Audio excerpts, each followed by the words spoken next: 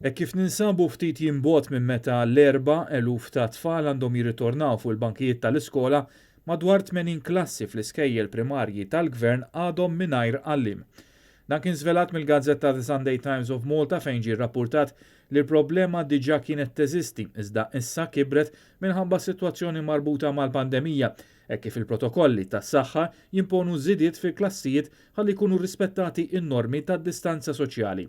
Il-Gazzetta qalet li ntlaħaq ftehim bejn il-Gvern u l-Union tal-Għalliema l-MUT li permezz tiegħu se tinħareġ sejħa għall-għalliema peripatetic biex jimlew dan il-vojt.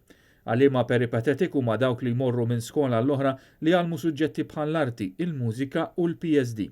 Kuntattjat mill-Gazzetta l-President tal-MUT Marco Bonnici qal li n-numru ta' għalliema meħtieġa u wieħed żgħir meta mqabbel man-numru ta' għalliema peripatetic impjegati fl-iskejjel tal-Gvern. B'kollox hemm madwar 530 minn dawn l-għalliema.